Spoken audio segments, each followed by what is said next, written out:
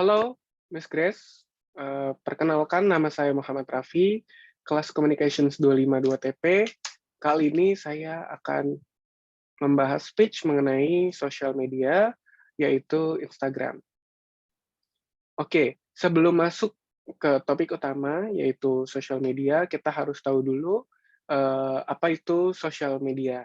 Nah, yang kita ketahui, sosial media adalah sebuah platform yang berfungsi untuk kita, saya dan kamu berkomunikasi tanpa adanya batasan ruang dan waktu. Ya, itu adalah awal mulanya diciptakan sosial media. Coba kalau kita flashback ke masa sebelumnya, ke masa zaman dahulu, kita harus, kalau mau kita komunikasi sama teman kita yang ada di Jogja, kita tuh harus ngirim, ke kantor pos dulu nih, kita harus nulis surat, kita harus, ngirim ke kantor pos surat tersebut, kita harus beli materai atau pos surat tuh untuk, bisa kita ngirim, surat tersebut ke teman kita yang ada di Jogja. Kemudian untuk mendapatkan balasan, kita harus menunggu teman kita untuk menulis surat balasan, kemudian juga harus, mengirimkan surat tersebut ke, kantor pos, dan kantor pos baru kirim balik ke, rumah saya. Dan itu adalah sebuah proses pada zaman dahulu, bagaimana kita bisa berinteraksi satu sama lain dengan adanya batasan ruang dan waktu. Coba bandingin sama zaman sekarang. Zaman sekarang itu kita bisa saling berinteraksi dan berkomunikasi secara instan. Nah, itu adalah awal mulanya diciptakan sosial media. Nah, salah satu media sosial atau platform yang saat ini gemar digunai oleh para yang milenial dan Gen Z adalah Instagram.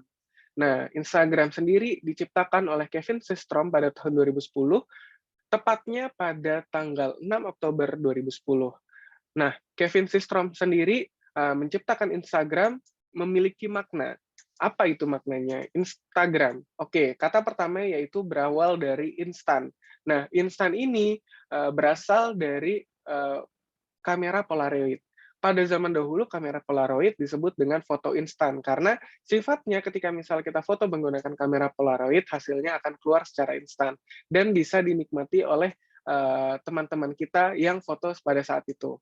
Nah, makanya makanya Instagram menggunakan logo pertamanya yaitu kamera Polaroid. Jadi Instagram memiliki makna instan, yaitu bisa berkomunikasi lewat media foto secara instan. Nah, kemudian makna kata berikutnya adalah gram, yaitu berasal dari kata telegram. Nah, telegram di sini bermakna adalah penghantar komunikasi. Nah, makna kata Instagram adalah bagaimana kita mengkomunikasikan sebuah foto secara instan tanpa adanya batasan ruang dan waktu. Seperti itu adalah makna dari Instagram. Oke, setelah kita dapetin satu contoh sosial media atau platform, yaitu Instagram, kita harus tahu dampak positif dan negatifnya si Instagram ini sendiri. Oke, kita langsung bahas ke dampak negatifnya. Dampak negatif dari Instagram adalah Instagram adalah sebuah platform yang sekarang sudah berkembang, bukan hanya sekedar untuk berinteraksi satu sama lain, juga sebagai eh, tempat banyaknya informasi masuk terhadap kita, karena sudah bukan sebagai tempat interaksi, tapi juga menjadikan Instagram sebagai pusat informasi terbaru. Misalnya contoh ketika misalnya ada gosip, siapapun yang ada di Instagram itu akan menjadi sebuah informasi baru.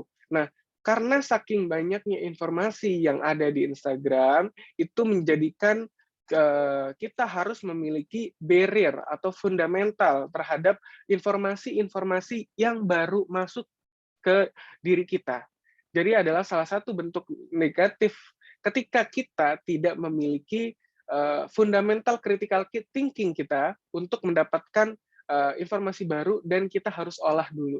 Kalau misalnya kita nggak punya fundamental terhadap critical thinking, itu menyebabkan kita jadi over information. Kita akan terlalu banyak informasi-informasi yang kita telan secara mentah-mentah, dan itu sangat berdampak tidak baik terhadap diri kita. Seperti itu. Memang Instagram tempat luasnya atau banyaknya informasi masuk cuman memiliki dampak negatif ketika kita tidak memiliki eh, penyaring atau critical thinking seperti itu. Lalu bagaimana cara kita eh, memiliki fundamental critical thinking? Yang perlu kita eh, garis bawahi di sini adalah critical thinking. Critical thinking itu seperti apa? Critical thinking itu kita harus tahu apa bahasannya, kemudian siapa sumber yang menyebutkan. Kalau sekarang kan atau zaman sekarang tuh bisa aja ini sumbernya dari orang terpercaya gue, padahal bukan sumber media yang valid atau legit gitu. Jadi kita tuh sangat mudah menerima informasi dengan mudah. Padahal kita harus memiliki critical thinking, ya seperti itu. Ya kita harus tahu what, when, where, why, who, and how. Kita harus jelas mendapatkan informasi itu di mana, oleh siapa, seperti itu. Kemudian setelah kita tahu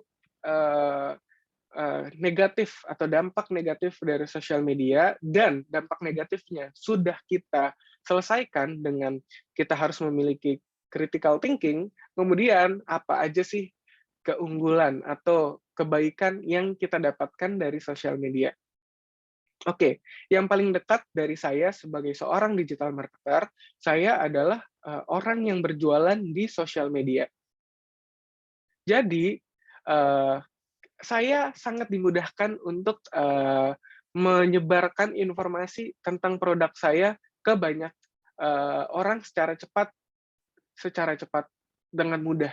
Kita nggak harus kalau misalnya kita mau jualan, kita nggak harus misalnya kita punya produk atau layanan atau jasa, kita harus ngebuat poster. Bagaimana poster kita bisa dilihat oleh banyak orang secara cepat? Kalau misalnya tanpa ada sosial media, kita bayangin, itu dulu kita harus ngeprint poster tersebut, kemudian kita harus turun ke jalan dan bagi-bagiinnya ke banyak orang. Nah, kemudian sekarang dengan adanya sosial media, kita dengan sangat mudah bisa men-set up iklan kita atau promosi kita ke banyak orang dan memilih demografiknya di mana, kita bisa memilih lokasinya di mana, gendernya perempuan atau laki-laki, itu akan sudah dimudahkan oleh si Instagram. Jadi kalau misalnya kita jualan produk untuk perempuan, kita bisa mentargetkan informasi tersebut disebarkan ke siapapun yang memiliki Instagram yang bergender perempuan. Karena di Instagram kan memiliki settingan di awal oleh penggunanya untuk setting gendernya. Seperti itu. Jadi keunggulan Instagram adalah ya tadi sifat informasi yang sifat Instagram yang menyebarluaskan secara cepat informasi itu menjadi dua mata pisau yang bisa menjadi hal baik dan juga bisa menjadi hal yang buruk. Tapi di sisi saya, menyebar luas informasi secara cepat adalah hal yang sangat